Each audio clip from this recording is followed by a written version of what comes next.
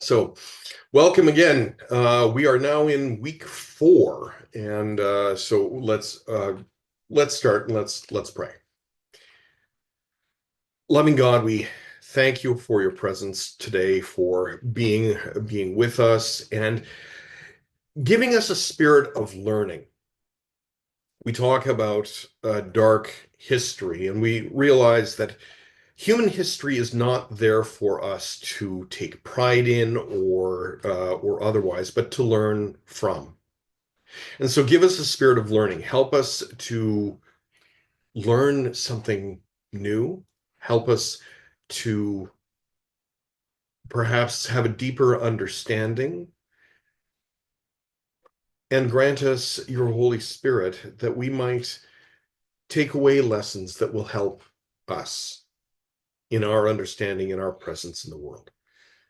Guide us, we pray, in Christ's holy name. Amen. All right. The welcome to week 4. We are in the midst of this, and just as always, of where we've been is that for the past 3 weeks we talked about the background, and then the last two sessions, both before and after Family Day, we talked about the First Crusade. And we're actually going to do a little bit more on the First Crusade, mostly because everything else that followed was dependent upon the unexpected success of the First Crusade. Now, when I say unexpected success, the Crusaders themselves involved, many of them in the midst of this were convinced of what they were doing. But truthfully, from an objective outside point of view, the fact that they succeeded was just a marvel. But it had uh, far-reaching consequences. So we talked today about the second and third crusades, although realistically we're going up to the beginning of the third crusade and then picking up the third crusade and running with it next week. And then in week 6 we talk about uh, the um, the aftermath and legacy. And I realized I've got a spelling error that Marcy is not a month. Um, so my apologies there. And I just suddenly realized that, yeah, linguistically, actually, they have a similar origin, that they draw their name from Mars. But anyway, let's get into this. So here we are. The First Crusade happens, and what happens is the Battle of Ascalon happens on August the 12th, 1099. This is the last military action of the First Crusade, and it was against, unlike most of the crusade, or the military actions that had taken place were against the Seljuk Turks, that largely occupied Asia Minor, and what would now be modern day Iraq and modern day Iraq. Whereas the last of the actions, particularly the taking of Jerusalem, the Battle of Ascalon, was against the Fatimid Empire, that largely occupied, that their territory was what we now know as Egypt, and into that area. And one of the things that we had sort of mentioned, but kind of, that the Seljuk Turks and the Fatimids were actually mortal enemies. That they were so busy fighting each other that when the Crusaders came through, initially the Crusaders were seen to be an annoyance, the People's Crusade, for example. Um, and then it became a serious problem for the Seljuk Turks, who weren't able to stop them. And of course, the Fatimids weren't going to help them with that. So I'm going to get into this. And so, despite in this that assurances from the Byzantine emperor that they would return lands conquered to Constantinople, after the Battle of Antioch, all of a sudden all of that changed, and then you now had these conquered territories that were no longer under the control of the Byzantines. Under Of course, the Byzantines, they call themselves the continuation of the Roman Empire, but for purposes here, the Byzantine emperor in Constantinople basically said, return these lands. And let's just kind of take a look at what they kind of got. So what ended up happening is anything past Antioch, you had these creation of these territories, which were became independent governed states where the Crusaders themselves actually assumed political control. Um, and in the rough order of creation, we had the county of Edessa, which was the first, where you had someone with their own ambitions, creating their own, kind of going off and creating their own state, not actually and didn't really participate any further in the Crusades themselves, aside from maybe providing some supplies to the siege of Antioch. Then you had, when Antioch was taken, you had the Principality of Antioch, and then the Kingdom of Jerusalem, and then the County of Tripoli, which Tripoli said, yes, we'll kind of we'll hand over this territory if you take Jerusalem, and they did. Surprise, and I don't think they expected them to, but that's what happened.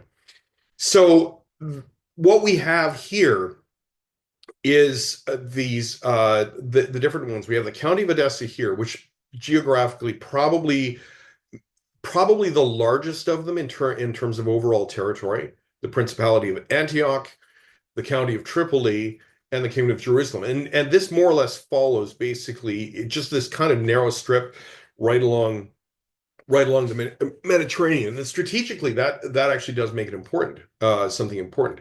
Now, you also have the Principality of Armenian Sicilia, which is not actually a Crusader state. Um, they had gained a certain degree of the Principality of Armenian Sicilia were actually was governed locally, that they had managed to establish a certain degree of political control independent from the Seljuk Turks. But this was a it was a Christian territory, but Armenian Christians. Um, and so they're not officially a Crusader state per se, and they actually ended up being effectively a vassal state, a subject state of the Byzantine Empire. But they sometimes get grouped in with they sometimes get they get grouped in with the Crusader states. But the four that we're really dealing with are Edessa, Antioch, Tripoli, and Jerusalem. And you can see here the Seljuk Empire is here, and the Seljuk Sultanate of Rome there. Richard. Yes. Now, you just pointed out the fact that the Byzantine Empire have taken over that yellow piece that's on here. Did the Byzantines eventually take over the rest of this area? Is this all the land that they wanted? The land that they wanted, curiously enough, actually, oddly enough, it's actually in the next slide. Oh, I'll show you. sorry. No. That's no need to apologize. Uh, but these purple territories are in 1135 are under Byzantine control, like direct Byzantine control, as opposed to more of a you're a protected state from that. Um, and so in Europe, these territories became known as the Outremer, uh, which is French for overseas. But so they weren't known in Europe as the Crusader states. They were called the Outremer, these Outremer states. Um, and but these overseas states. So what ended up happening is you can see here, this red outlined area here is now what the Byzantine Empire gained. So even though the Byzantines themselves, in a sense, they were the ones who instigated the First Crusade, the end result wasn't exactly what they were asking for, and yet still, because of the Crusaders moving through those territories and claiming them from the Seljuk Turks, um, and because the Byzantines were so much better negotiators than the Europeans were, or the Western Europeans were, they had they did actually realize their ultimate goal was to simply reclaim the territory that had been lost after the Battle of Manzikert, and it was almost all of it realized. So all of this red territory here, they didn't manage to regain the interior of the eastern part of Asia Minor, but they pretty much gained almost everything else back. Thanks largely to because what they would do is they just, as the Crusaders, marauded through, it came in and offered a stable and just reoccupied those places on the way through.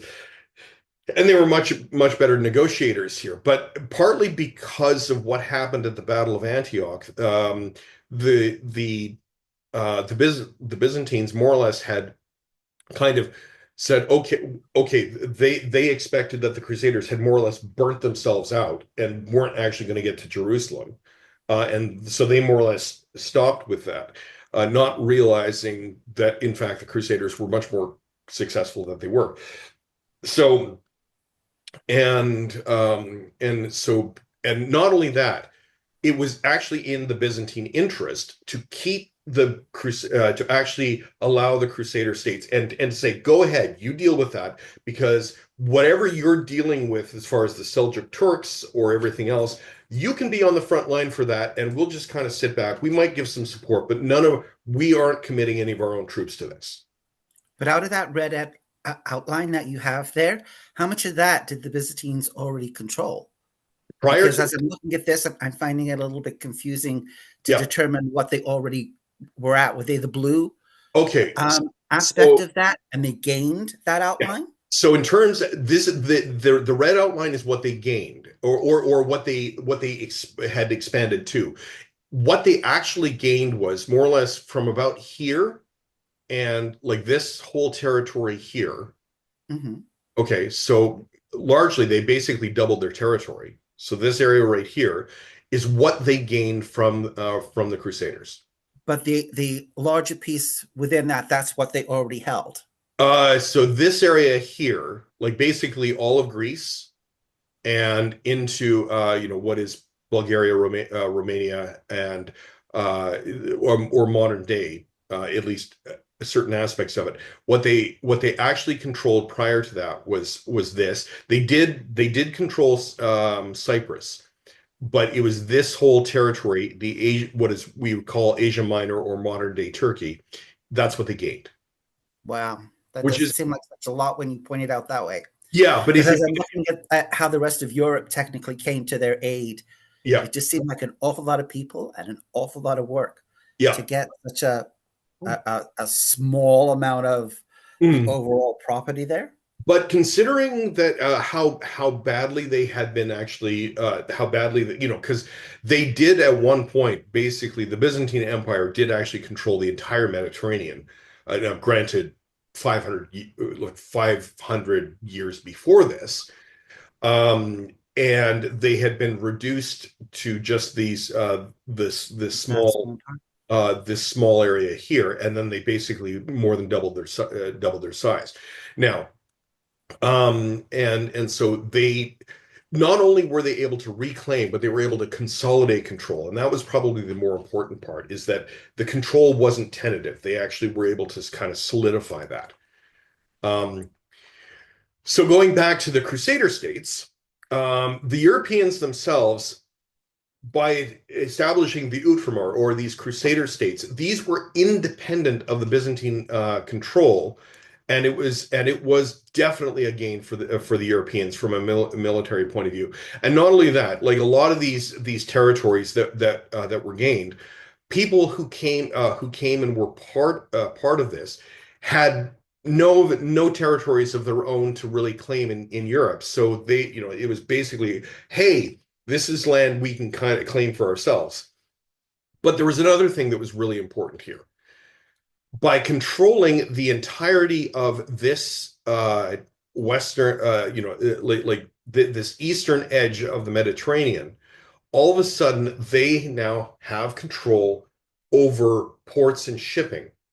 That there are trade routes that would go up here that it allowed for trade for points further east, including all the way to India, um, to start bringing goods back into Europe.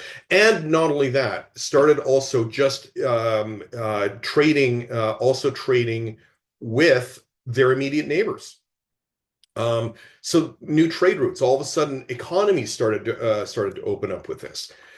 Now, the one thing they did do, which is not a good thing, is that the feudal hierarchy that the Byzantines didn't have at all, and that economic model from Western Europe, they did import into this region. So the County of Edessa, Antioch, Tripoli, Jerusalem, they imported feudalism into it.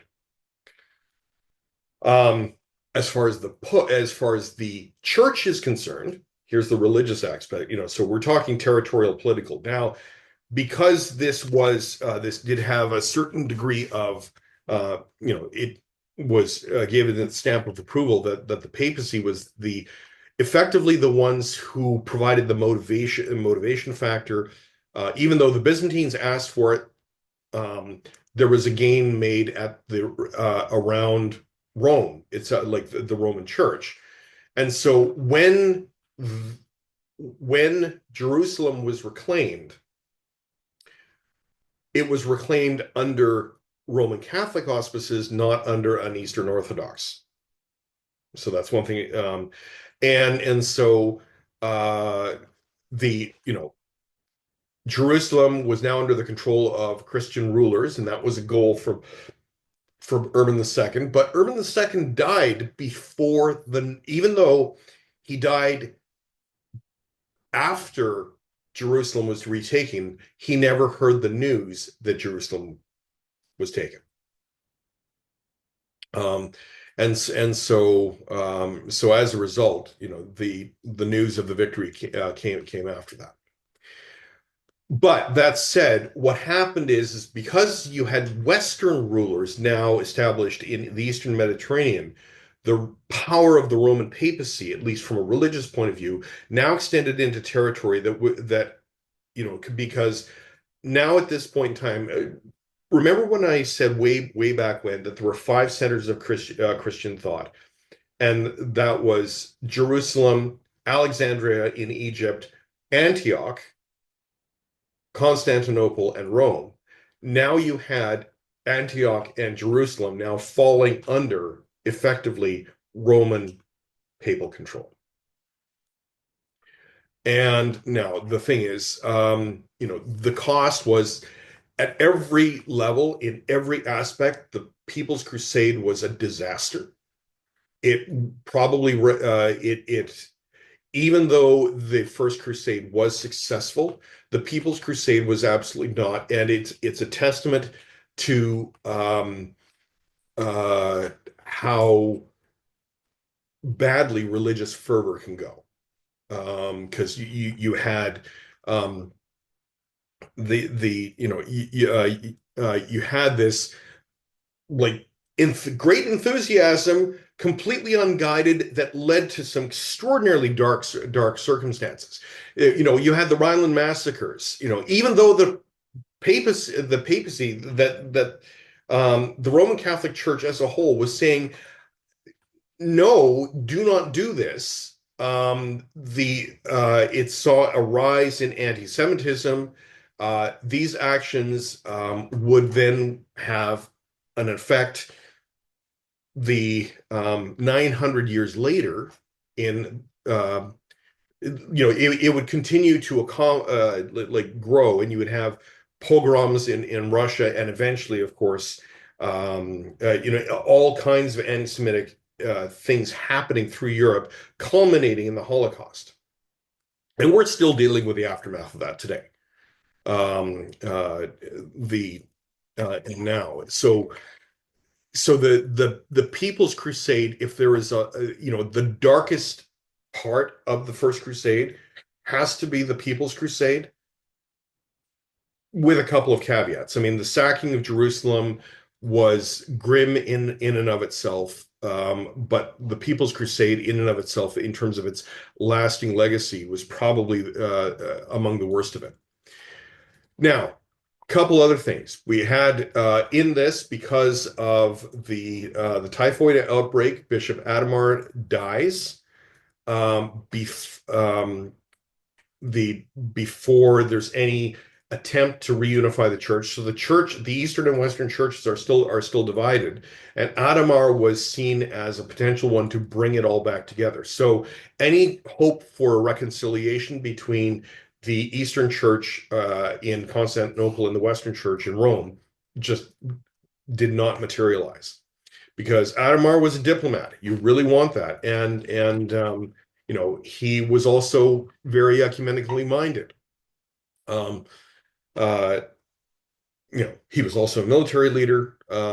Take from that what you will, but specifically, what Adamar did is he reinstalled the Patriarch of Antioch, who is a representative of the Antioch tradition. Um, the Effectively, it was a if you would actually have the centers of the centers of Christian thought, Constantinople, Rome, and reestablishing the Patriarch of Antioch independent of Rome is what Adamar himself did.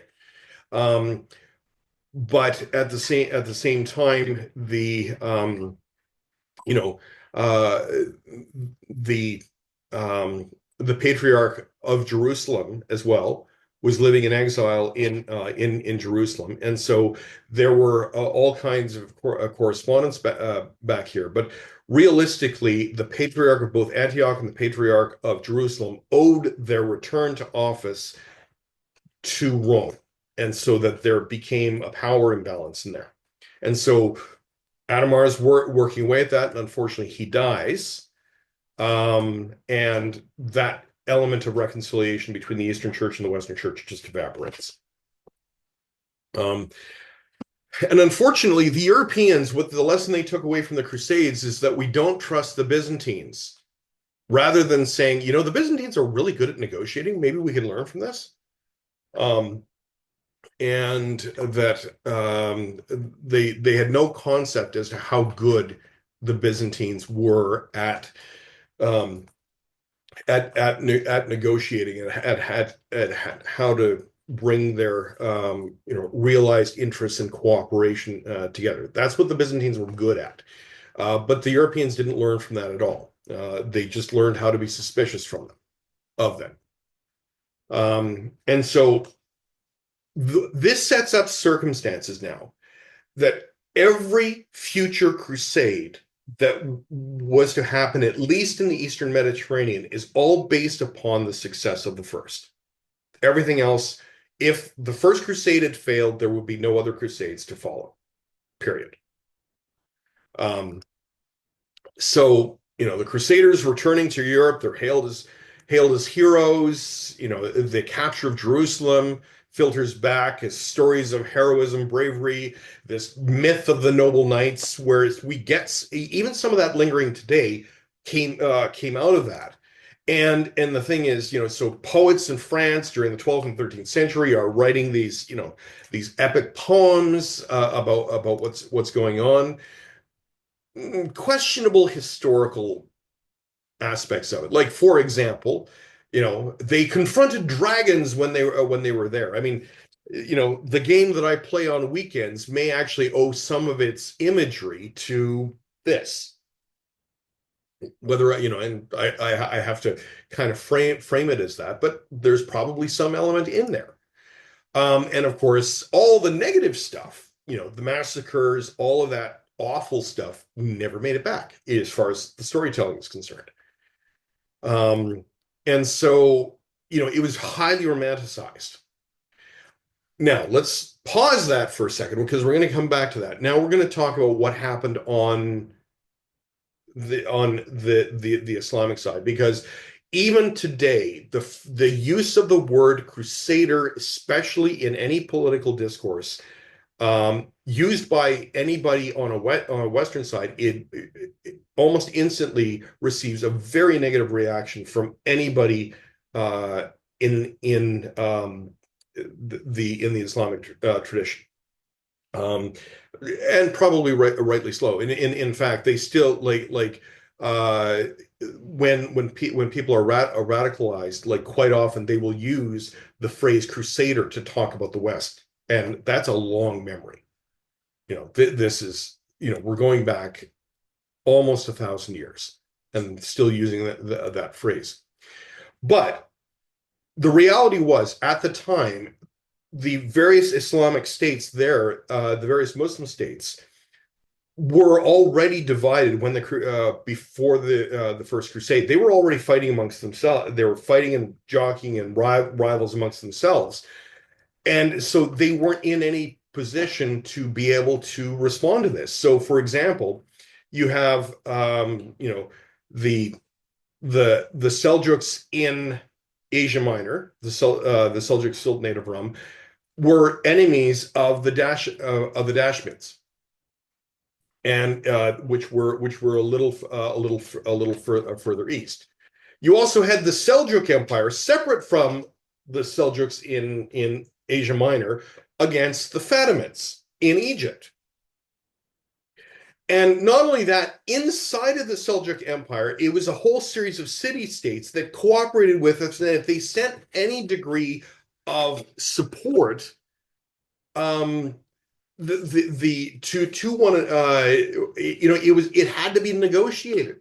So you could have two cities side by side inside of the same administrative empire that would not cooperate with each other, or were rivals, or and what ended up happening is that the interpretation of them losing Jerusalem, of losing Antioch, of losing Tripoli, basically losing the entirety of the Eastern Mediterranean, they saw these losses as a sign of God's displeasure.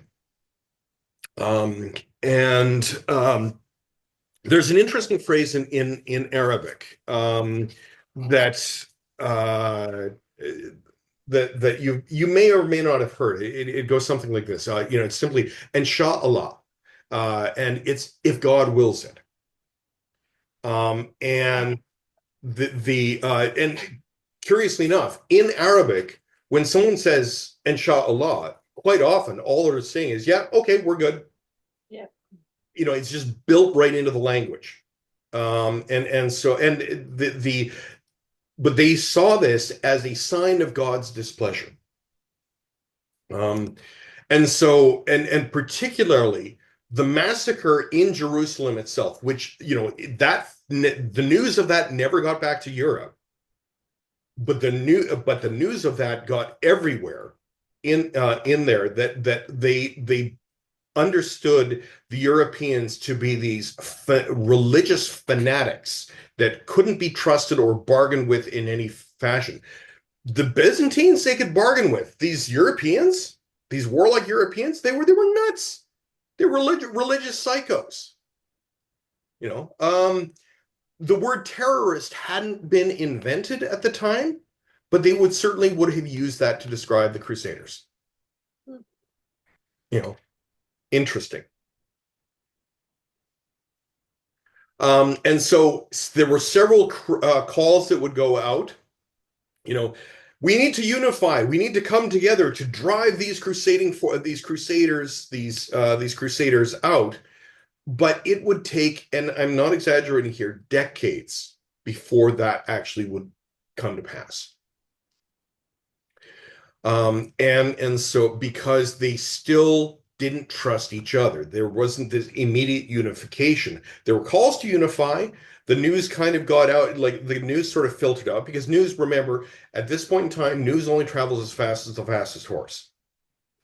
And then things have to be rallied. It takes time. The response time is just that, there's not this kind of instant communication that we have today. But what that resulted in is, because even though there was a call to unify, it took time. And because it took time, there ended up being this 45-year period of peace. I put that in quotes, qualified, because the weakness of the various Islamic states, because they couldn't challenge them, the Crusader states effectively stepped into a vacuum, and politics hates a vacuum, and so someone will always step into it. So when you have groups divided, someone else or some other nation is going to step in and occupy that. Um, and that is all. If there's sort of almost a universal thing in history to understand, is the question is where's the vacuum and who's going to occupy it next? Um, and if you're thinking of today's politics, then that's a question that historians are asking themselves now. So, and so if there were any conflicts that happened during this time, all they were nothing more than raiding parties or bandits or things like that. They were not major campaigns in any capacity.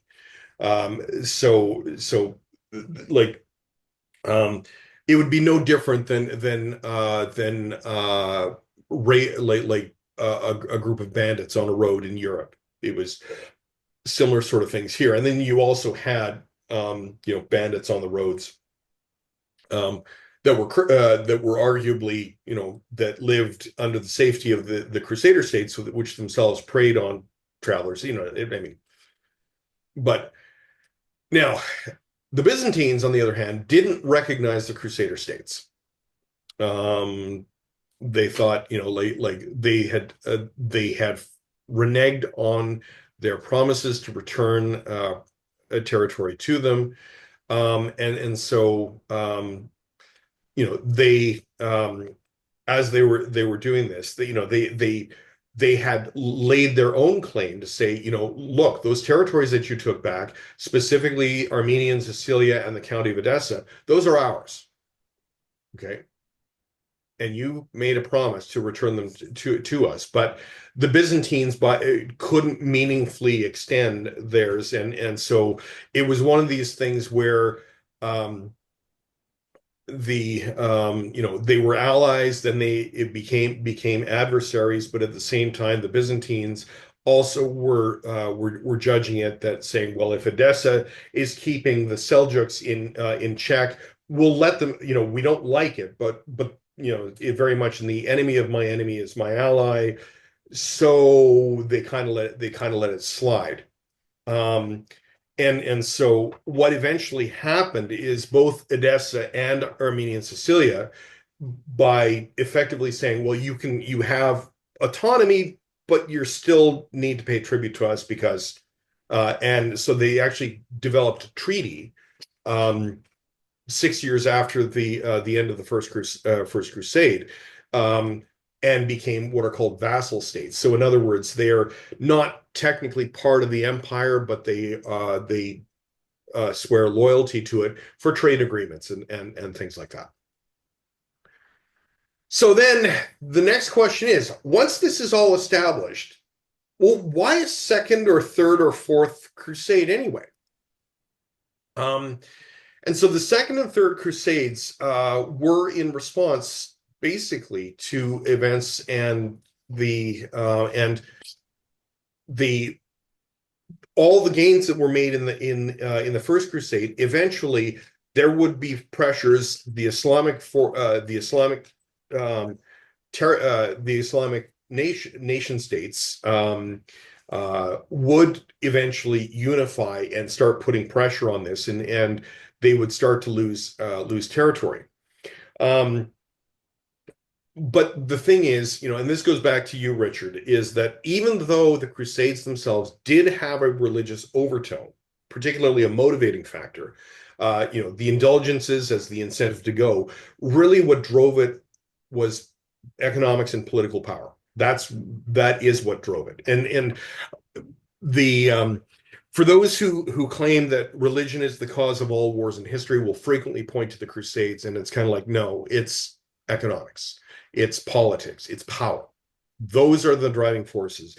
And if religion will get you there, then yes, they'll use it. Um, but let's talk a bit about those economics now. And curiously enough, these are economics with religious overtones. So all of a sudden, what you have is now that you have these Outremer states, these European French-speaking mostly states, um, they then became, this is where we get lingua franca from. Even, French was the common language of the day. Pretty much anywhere you went. It was sort of like English is today. Um, and because of the establishment of those Crusader states in the Eastern Mediterranean, there were new trading partners with European powers, and those Eastern Mediterranean powers under European control had access to all kinds of new things, spices, dyes, different kinds of food, all kinds of things, and frankly also knowledge. That's an important one. There was knowledge there too. And so what began to be established here were these trading routes along through the Mediterranean, and all of a sudden the goods start moving back and forth, and there's an economic interest from the European point of view. And so what you then had is that because there was now a need for more and more shipping, specifically the city-states of in Venice and Genoa, they had navies and they were able to start providing uh, the basically shipping goods because the most efficient way to get goods from around the Mediterranean was by ship. And so these trading routes get set up through the Mediterranean. Um, and so the Venetians especially became very good at building ships quickly. And it was like it wasn't mass production, but it was mass production. They were able to build ships at a significant pace to deal with this. And so also the Venetians, the Genoese set up these trading posts throughout the Mediterranean and all the way up into the Black Sea as well. And so you have the Venetians and the Genoese also getting fairly rich off of this. But you see also now that there was also because of, and this is where the religious overtone comes in. There had been since the Cluniac reforms in the middle of the middle and the late 11th century, which provided some of the motivation for people to go on crusade. Even those who never made it to crusade now had access that they didn't have before, that they could travel and actually undertake genuine pilgrimages to Jerusalem. And so there developed an economy of tourism before tourism as we understand it today existed. And this whole thing about being able to have people travel from Europe to Jerusalem and back and to keep them protected, but it was also supports a source of money. And so the pilgrims started to travel more and more, but they were often, there were bandits along the route. Like cities themselves were safe, but once you got on the road, it became more and more you hear the phrase highway robbery. Well, so-called highwaymen, bandits, would attack people traveling if they weren't protected, and so there needed to be a means of protection along that. Specifically between Jaffa at the coast and interior Jerusalem, that there was and the thing is, the bandits that were attacking people weren't necessarily Islamic marauders. In fact, they were probably more likely Christians, or at least had a veneer of under Christianity themselves. And so here we have in probably about roughly 20 years after the end of the First Crusade, where the number of pilgrims is rising up, but a French knight uh, makes who is living in the Crusader states makes a proposal to Baldwin in Jerusalem and the Patriarch to create a monastic order specifically dedicated to protecting pilgrims. Their whole idea was to create an order of monastic knights whose job was to protect pilgrims. And that's where it started. And they have it, and the thing is, they actually have, and so the king and the patriarch gave them actually a wing in the royal palace, which happened to be the Al-Aqsa Mosque that they had taken over after the sack of Jerusalem. That became the royal palace. So the Al-Aqsa Mosque wasn't actually serving as a mosque at the time; it was the royal palace at the time on the Temple Mount. And the Al-Aqsa Mosque is still there. I mean, it is a fire point, still a potential flashpoint of politics even today. But at the time, it was used as the king of Jerusalem, Baldwin, his as the palace, and so they actually gave them a wing in the palace um, on the Temple Mount. This is an important thing as their headquarters. Um, and so as part of this, you know, you know, this new monastic order were called the Poor Knights of Christ and the Temple of Solomon. In other words, they're better known as the Knights Templar, That's which you've right. probably heard of, Yeah.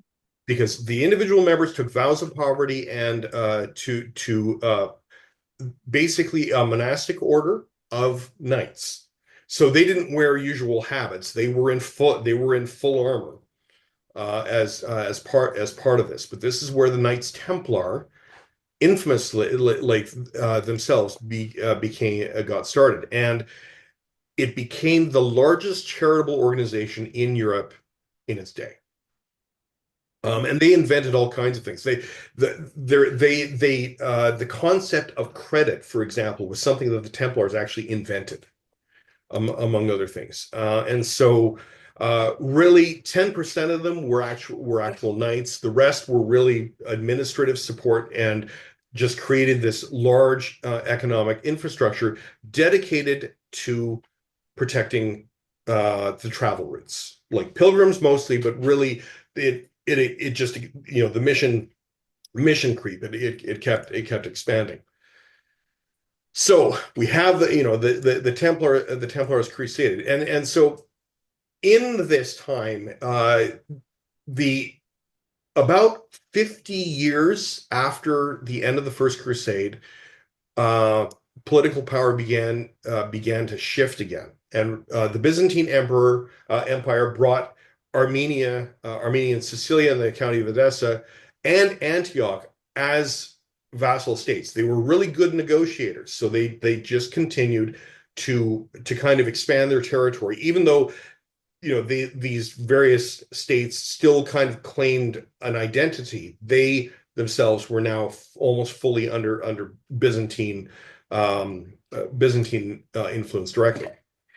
The Muslim states, on the other hand, they started to join together, and because at that point in time, the stories of the massacre in Jerusalem in July of 1099 were finally, over these decades, finally filtering out. And the Crusaders were invaders from their perspective, and so they began to tell the story about that. And the Quran, the copy of the Quran that had been contained in the Al-Aqsa Mosque in Jerusalem, uh, refugees from there managed to get that copy of the Crusade, or that copy of the Quran uh, out of Jerusalem before the Crusaders took the city. Um, they, survivors from that, they managed to get that out.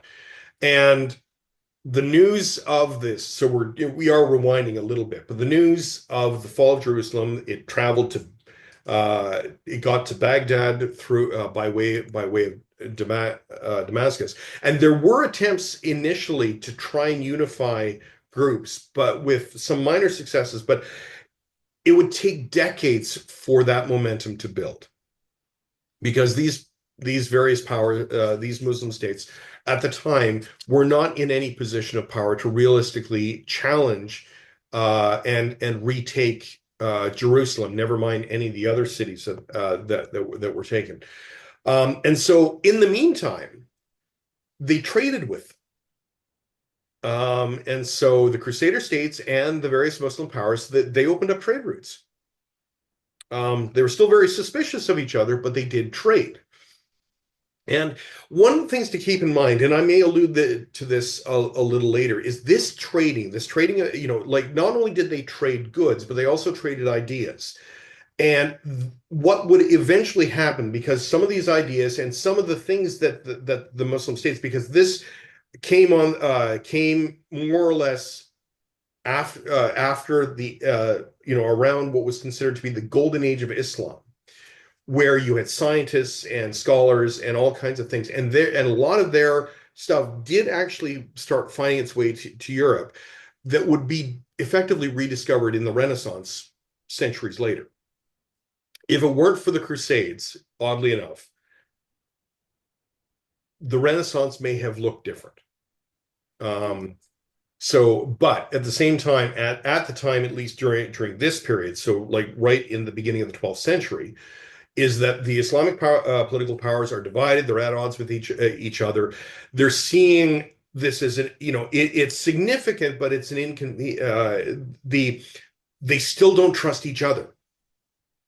They're not going to unify because, the Fatimids will have designs on Jerusalem, where the Seljuk Turks actually wanted that.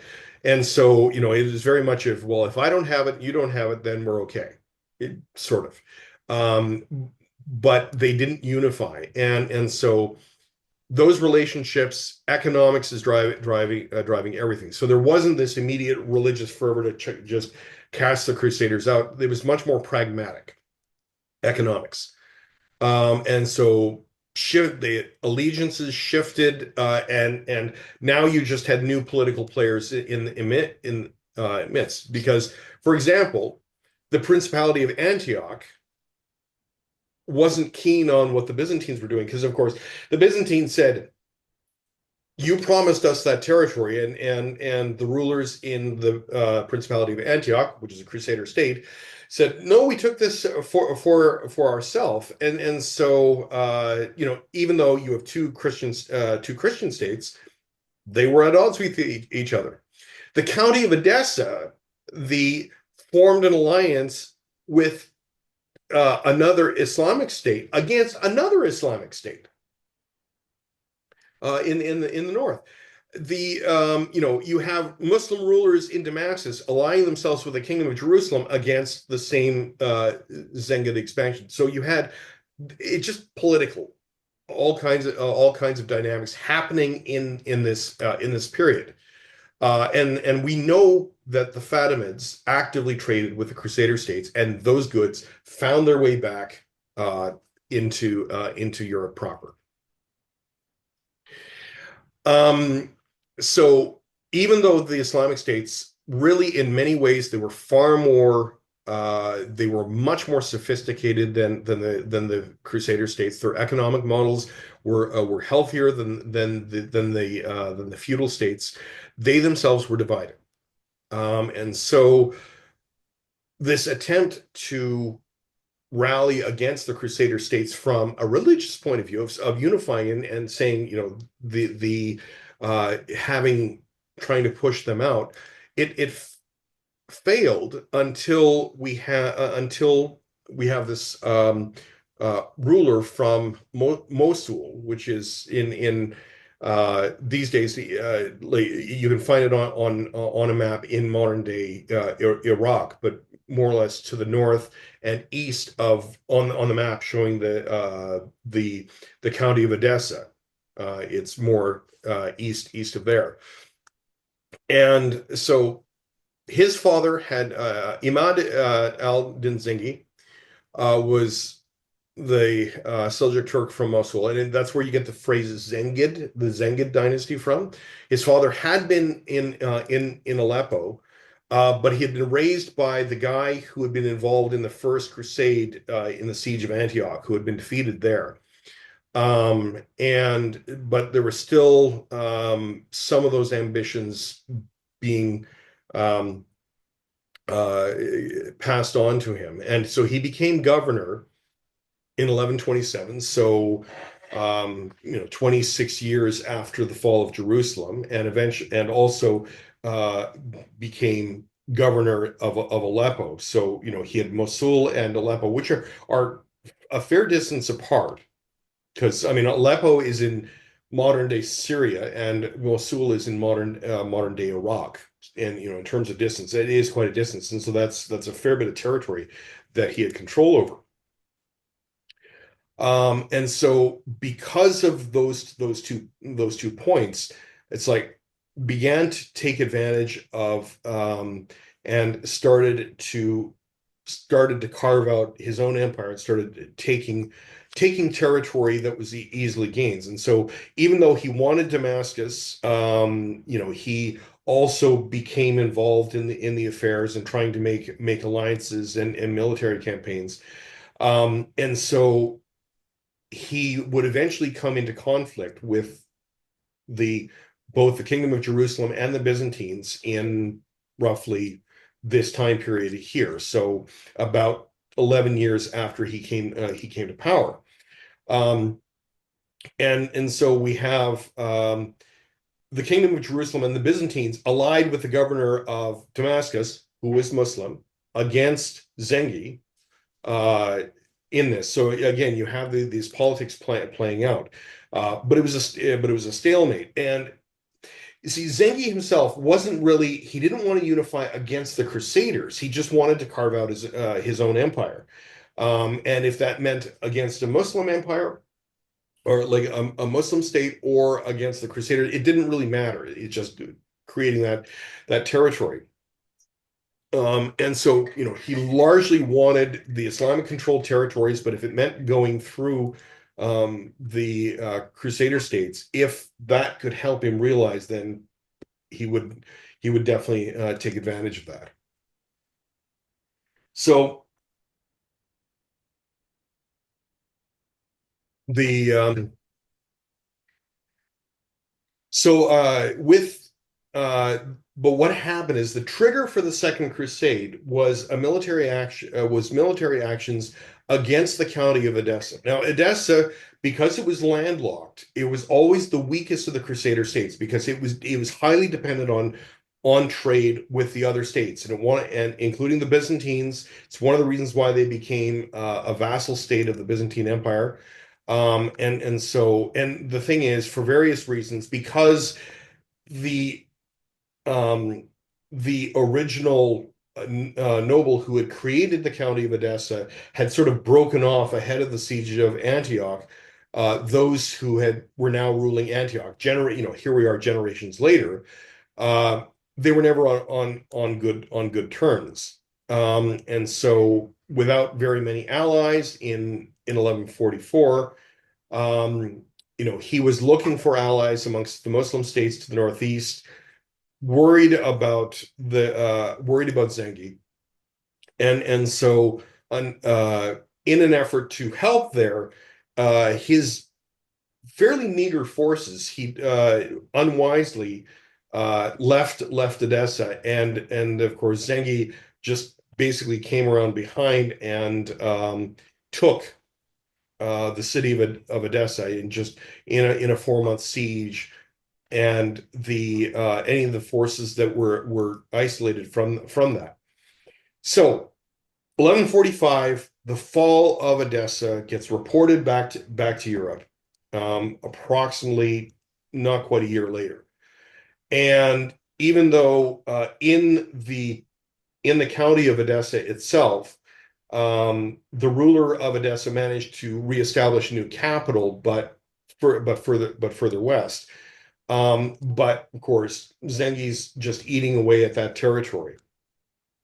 And even though Zengi really wanted Damascus, it's kind of like, well, if I can strengthen the flank here against the Seljuk Turks in the Sultanate of Rum and against the Byzantines, this is a way to do it. So, but of course, Jocelyn in Edessa makes an appeal to the West for help.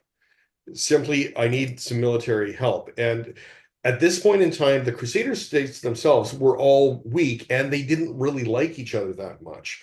And so it meant that any sort of additional appeals that they made had to go, went all the way back to Europe. And so now the Pope at the time, of course, again, diplomatically, if you want to talk to anybody in the West, you talk to the Pope and they'll be the embassy for you. And so Eugene III is concerned enough with the news that of how this might be threatening things economically, decides to try to rally the Western European forces, calls this Second Crusade in in uh, uh, in uh, in December of 1145. And so the Pope Paul calls the crusade, and you know what the reaction to this crusade this time around was? Hey, anybody getting to Jerusalem gets a free indulgence, even though Jerusalem's not even on the radar at this point in time, because they still have Jerusalem. The Pope declares a crusade, and everybody goes, nah, no, not really. I don't really want to do it because at this point in time, the papacy's weak, and dealing with political intrigue. They're not in a good position with this. And I mean, even still offering that same indulgence that Urban II had offered, the um, almost 50 years before, things really didn't start to take traction until 1146, um, where we have Bernard of Clairvaux preaching crusade, and this time around, the King of France himself, Louis VII, takes it upon himself to do this. And so what we eventually have, because of this like slow reaction building up, but manages to sign on both the King of France and the King of the Roman or the Holy Roman Emperor sign on to this campaign. And so the Western forces, they begin to muster it. Unlike the first time around, the lessons from the first, they had learned a lot of the lessons from the First Crusade. There was actually an aggressive campaign to prevent another People's Crusade. They didn't want that they didn't want to have happen. So apparently someone did actually learn that lesson in history. Wasn't widely known, but there was an active effort to kind of stamp that out, to make it a military campaign and not just have a mob of people maraud across Europe. There were still attacks that did happen, but there were efforts to actually stop it. Unfortunately, several hundred were still killed. There's always this, um, this one proclaims crusade, and then it gets to whether it's the religious fanatics themselves or more or less interesting bit of history going back, and I think I've described this before. People that we call zealots, we usually describe them as being religious nut jobs who are violent. Zealots in the original context were a faction within the time of the First Jewish-Roman War. They weren't actually particularly religious, but boy, were they violent. And there always seems to be this, give people this kind of license to unleash that, and they do, and that would happen. And the People's Crusade was another example of that kind of thing. And here again, it did happen, but there were efforts to actually try and limit that. So, Call to Crusade comes December and March of 1146. They start rallying and recruiting people. They plan 1147 with departure in 1147. So almost 2 years after that initial request. A lot can happen in 2 years. And they wouldn't even get to the Crusader states until 1148. And some of them came by land, a lot of them came by sea to Antioch. But the reality is that you can see here at this point in time that Edessa is not under Crusader control. All Edessa is left to is just here, and so the Crusaders come here and they make their way down. And the only real battle they have is in Damascus in 1148. Whereas of course here these yellow arrows is what sort of precipitated the second crusade. So they come overland. Conrad III comes from what is now Germany, the Holy Roman Empire, and the French king comes by sea. They rendezvous in there, and here's the thing: it took all this time to plan, and it was over because the Byzantines themselves actually were preparing themselves to fight against the incoming Crusader forces. Um, and the German army, they almost lost their forces on the way through. There was no actual, even though the taking of Edessa was what precipitated the Second Crusade, there was no plan to ever actually take it at all. At this point, the king of Jerusalem said, well, here, let's move against, and at this point, the Templars themselves have now moved from a protection force to an active military force themselves, and focusing on Damascus, which is nowhere close to Edessa. And of course, what happens in this siege of Damascus, it is a strategic military failure. Ultimately, Zengi wanted Damascus, and by the Crusader states attacking Damascus, the governor of Damascus has no choice but to ally himself and to swear fealty to Zengi, and Zengi gets what he wants. And so it's a strategic disaster. It's a fiasco in Europe. No attempt to actually reclaim Edessa. Everything's a failure, and there was no unified. So the Second Crusade, like it was just like there, and it didn't really happen. And during this, every Crusader state saw some degree of territorial losses, despite the effort. I mean, ironically, had they done nothing, they would have been better off. But on the other hand, the Byzantines found themselves, it was a diplomatic triumph because they were able, without committing any of their forces, they strengthened control over these former Crusader states. But it also started to unify the Islamic forces that, in fact, these Crusader forces could be beaten. And Zengi himself in 1146 ends up being murdered by a Frankish slave, so a Western European slave that had been taken. His son capitalizes on it and becomes allied. And then, of course, Damascus, as I mentioned before, becomes allied with the Zengi Turks. And one of his generals, and we'll see this name come up again, a Kurdish general. These are names, these are ethnic groups that you're hearing about in the news. And one of his generals is Shurka, and his nephew would then play a later role. So this is what ultimately things ended up looking like at the end of the Second Crusade. The county of Edessa is basically gone. It's fully realized under the Byzantine Empire, as is the Principality of Antioch, now fully under Byzantine control. So left, we have the county of Tripoli, and we have the Kingdom of Jerusalem. But notice that the Kingdom of Jerusalem has this territory here and this territory here. So the Fatimids actually gained coastal access in Tyre, right here,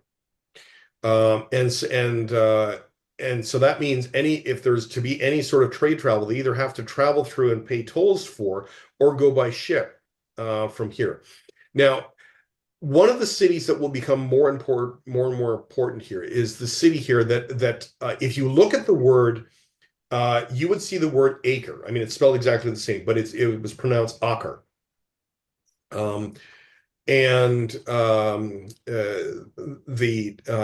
Just on the coast, and that was a primary port. And then you also had Jaffa and Jerusalem. And then the main thing that the Templars did was establishing that protective route between Jaffa. So they were fairly well protected down here. but further north they were not in as good a shape. And so the Second Crusade formally ends roughly halfway through the 12th century. Um, Skirmishes do continue, but the Fatimids themselves become weaker and weaker, and with internal squabbling. Um, this point in time, the Kingdom of Jerusalem, probably the strongest of all the Crusader states, even though it is still in a weakened positions, they take advantage of this, and the um, the different factions inside the Fatimid dynasty are appealing to the Zengids and to the Kingdom of Jerusalem to help them. So you had different groups who are fighting against each other. Effectively, they're in the Fatimid dynasty is having a civil war of their own, and they're inviting the Kingdom of Jerusalem and the Zengids independently of each other to come and become involved in this. And so the Kingdom of Jerusalem, Crusader state, captures Ascalon and uses it as a base for several invasions in Egypt. But there was no actual, even though these raids were successful, they never actually gain anything. So all this while, there's intrigue going on in Egypt under the Fatimid Caliphate. And because they're trying, these different factions inside are trying to preserve their own rule. We have the Vizier of Egypt appeals to the Zengids for support. And then and as part of this, the Nur al-Zengi establishes his own general as a ruler of Egypt, and Shawar is just simply a figurehead. It's like, okay, you can be the figurehead, but we're actually going to control this. And so then Shawar says, "This isn't what I bargained for," and then goes to the king of Jerusalem, who then invade. And then the Zengids, of course, because of all the territory that they have, attack Antioch, forcing the Crusaders to withdraw and to help there. And then so all this intrigue is going on. People are pulling forces back and forth. And then eventually, the Vizier of Egypt remains an ally with the Crusaders, and but unfortunately, the decisive control goes to ultimately a Zengid allied force in 1166. So we're talking, this is happening over the course of decades. So this is 16 years after the end of the Second Crusade. But then arises a new figure. We have the Shirak dies, and his nephew becomes regent, and his nephew has the name Salah ad-Din, or Saladi. And I don't know if there was a brand of tea that you might have remembered. I don't know how many of you remember Salada tea. It was actually named after this guy. But Salah is and becomes the great unifier. And Salah consolidates his power. He claims the title of Sultan of Egypt, and it was separate from the Zengids. It actually became like he started establishing his own political control, was independent of the Turks, and but Saladin's main focus was not the Turks. At this point in time, his entire focus was about reclaiming Jerusalem and the Crusader states.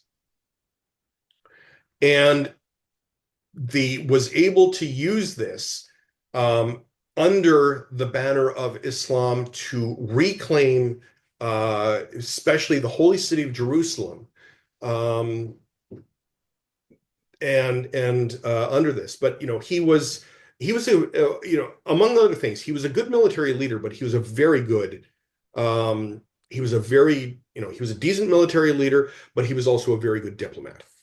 And even to the point where the Crusaders themselves would come to respect him. And for those of you, I don't know if you've seen the Kingdom of Heaven by Ridley Scott, the movie. That's where this is. That's what this happens, because it is under Saladin that they lay siege to Jerusalem and they retake Jerusalem in 1187, and Islam, and this would be the last of it. And so what eventually happens here is you can see how quickly, it was still over a period of time that we have Saladin first moving on and claiming, consolidating control,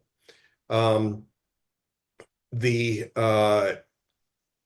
in these areas first in 1175 and 1183, and then once that control is established, he then first off leads a force, basically cuts off Jerusalem, like doesn't even go near Jerusalem, cuts it off from all supplies from Acre, from Tyre, which are remain as Crusader states. Like you can see any of these blue dots here are Christian fortresses under the Crusader control. And then once he does that, like once he basically cuts them off, he then comes back to Jerusalem, lays siege to it, and ultimately takes it in 1187. And you can see that it actually happens just within the course of a year. A very successful military campaign. So, he defeats forces of the Crusader states, decisively defeats them. And the Crusader states are no longer, pardon me, able to wage war at all. And then, of course, Jerusalem's fall was not a long siege. In fact, Jerusalem was completely cut off, and it fell quickly because any sort of hope of resupply was gone. And so after this, you only had the cities of Tripoli, Antioch, Tripoli, and Tyre remaining in European hands. And this, of course, was an enormous psychological blow to the Europeans, because basically you had almost, within the course of a year, even though things had been shrinking, for it all to basically disappear in 1 year, gone. And then at this point in time, Saladin founds the Abuid Caliphate. The Crusader states are just nothing more than these city states on the coast. And so this is just a kind of a quick view that this is what precipitates the Third Crusade. And so after the fall of Jerusalem in 1187, we have the campaign itself from 1189 to 1192. And this is where, if you've heard of Richard the Lionheart, who's sometimes associated indirectly with the Robin Hood myths, is the Third Crusade. Now we're going to get into a little bit more detail next time, but just as a short summary, is that the Crusaders themselves would recover a lot of the coastal territories that Saladin had taken, but they would not recover Jerusalem. And then the Fourth Crusade, and we're going to do both the Third Crusade and the Fourth Crusade next week, is the Fourth Crusade, which was an utter disaster, would be launched about 10 years after the Third Crusade. So arguably the First and Third Crusades were the ones that were only militarily successful, and the First Crusade just like wildly and unexpectedly. So Third Crusade was, you'll see next week in terms of how that works. But then what would happen is that all of a sudden you just get this perpetual call to crusade, to crusade, to crusade. that becomes more and more and more frequent, and then the name starts getting thrown around that it becomes meaningless. Um, so what we're going to talk about next week is the Third and Fourth Crusade, and then the subsequent Crusades and how that worked.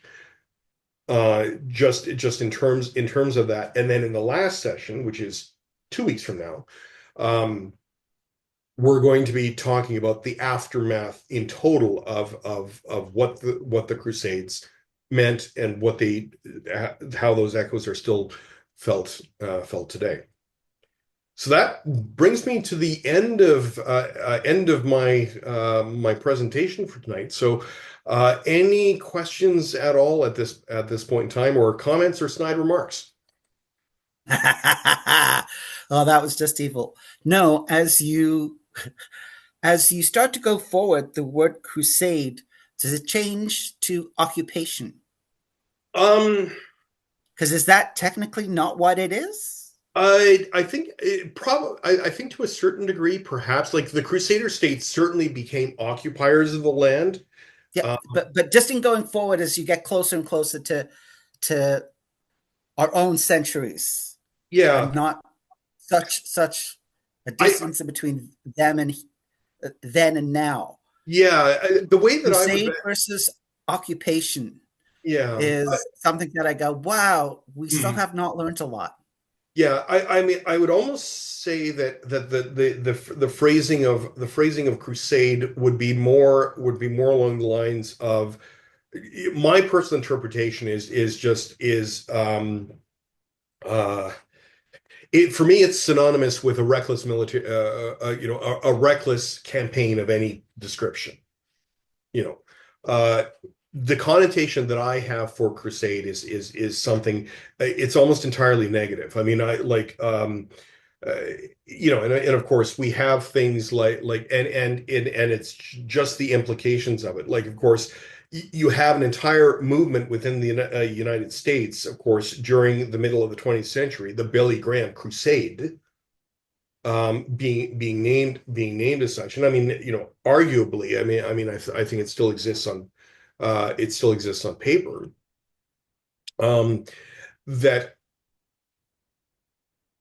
the connotation of it changes. I mean, the original thing was a crusade or the cruciatus, in terms of its original Latin, was to take up one's cross and carry it to Jerusalem. In other words, to make the sacrifice to make that journey. But the meaning of it changed over time to implicate initially, military, like basically military aid. Uh, some of it, all things considered, I mean, the Second Crusade was actually well thought out, but not well executed. Because it never actually, what are our like? It was like, okay, we're all going here, but there were like, what are our actual goals? What are we trying to do here? And the Byzantines, of course, themselves, all through this whole period, are just kind of shaking their heads at the Europeans, because you know how different groups have different reputations of being, uh, either respected, or it's like, oh, they're just a bunch of idiots. And generally, the perception of the Crusaders as a whole is these are a bunch of idiots. And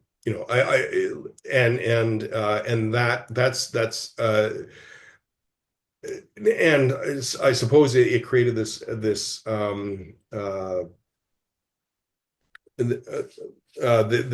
underlying tone of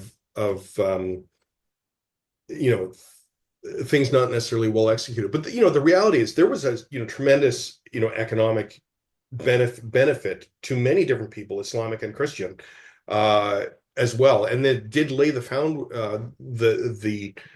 foundation for a lot of the reforms that would eventually shape Europe at a later point. Now, that said, that's not answering your question, Richard. So I think we need to go back to uh,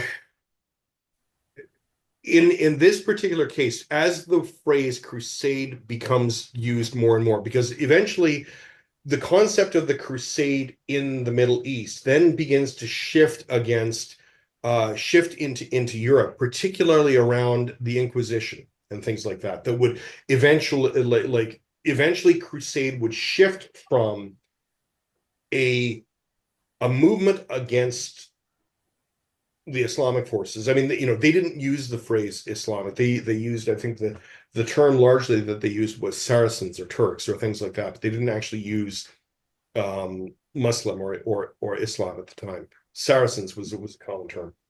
No, Uh, I understand. I just find that how the terminology of crusade changed from its original format yeah, to as it went through all these different crusades yeah, have changed. yes, Now, bringing it into present day, mm, this is where I find things like um, annexed mm, it and what was the word I used before? mm. Just the fact that someone feels they can take over something that is not theirs, Yes, like and Russia versus Ukraine. yes, Like it's uh, that invasion that, but they don't call it a crusade because no, I think that would make people angrier now mhm, because they know yeah. somewhat what the Crusades were about, and this is not about Oh that. yeah. And the reality is the concept of invasion of territorial expansion was not even slightly new at the beginning of the Crusader period at all. Like the uh because prior to that, like in the lead up to, for example, the fall of Rome, they were referred to as the barbarian invasions, or the Gothic invasions. And there's different there like different movements of people there, like Genghis Khan's territorial expansion, Attila the Hun, these kinds of things that are all movements. It's just the crusade itself, like the phrase crusade specifically came out of the, at least initially, was that taking one's cross to go to Jerusalem, which is a specifically very Christian kind of thing. Um, and if there happened to be military conflict on the way, well, that was part of your carrying the cross. And I mean that did, uh, the concept of like crusade is often equated with the phrase like with a holy war, and while that is partially true, it's not in its entirety true. Um, because it certainly was political. But for someone who's actually a rank and file, it certainly did have a religious overtone. Because if I will get this, I will receive salvation by reaching Jerusalem, no matter how I get there. Um, but what crusade eventually evolves into, at least in Western Europe, is colonialism. Um, and so their eventually develops, for example, out of the so-called doctrine of discovery, which I may have had its. I have to do the history of that. That may have had its origins in Rome in relation to it's basically you get what you conquer kind of thing, which is, unfortunately, that's just for all of human history. When you have a power invading another, that's been um that's largely been. But then all of a sudden you had this kind of religious attachment to it that did get adopted in the various states of Europe, who sought, especially during the colonial period, as this discovery of these lands that didn't have the ability to militarily resist European technology moving into it. Whether it was through um, uh, and the colonization, the invasion and colonization of North America, for example, where we are. um, the we'll get into this in 2 weeks time, but the concept of crusade would carry, like some of the ideas behind that would carry on and develop into what we would eventually come to understand as colonialism. So I don't know if that helps or not. Probably adds just more confusion to it. I'll get you back, John. Don't worry. Yeah, you're allowed. Absolutely. Okay, well, So, thank you. no worries. Any other questions? I know that you are a Star Wars guy. Hmm. Do you think the same thing is happening uh, in conquering other planets and worlds out there?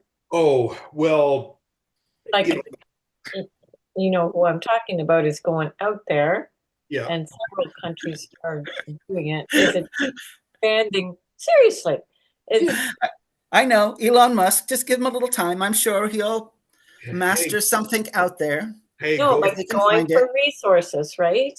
Yeah, And so look, there's somebody else coming up here for our resources, yeah. and Oh, they, yeah. And you know, it's like, the Brits went down for sugar and tobacco yeah. and cotton, and it's all resource based. Well, Oh, all international politics has been resource based. I mean, even though the crusade itself was, objectively to try and regain for the Byzantine Empire, which they got back, and to have access to that land and that territory, and eventually, then you had about this, almost 100-year period of this development of this economic trade route um, between Europe and the Middle East and beyond, because they were, of course, they were trading all the time. And so, heading into the Third Crusade, all of a sudden you had, this new power under Saladin, basically reclaiming Jerusalem, and the potential of those economic links getting cut off. Now, the reality is that trade is trade is trade. They still would continue to trade even though they no longer had political control. It's just when you have political control over a given territory, you get to say what those trade conditions are. Um, and and unfortunately that's a reality of history. Now I'm getting really into the weeds at this point in time, but all of this is happening prior to the treaty, what is called the Treaty of Westphalia, which is comes a few hundred years later, in terms of the concept of recognizing another entity as a sovereign state. Um, and that is now, that's a convention that simply didn't exist through much of human history.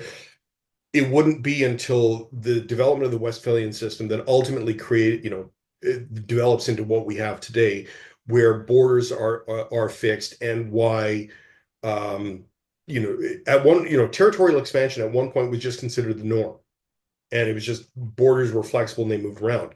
Now, when you have a state such as Russia invading Ukraine, why it's so outside the pale, and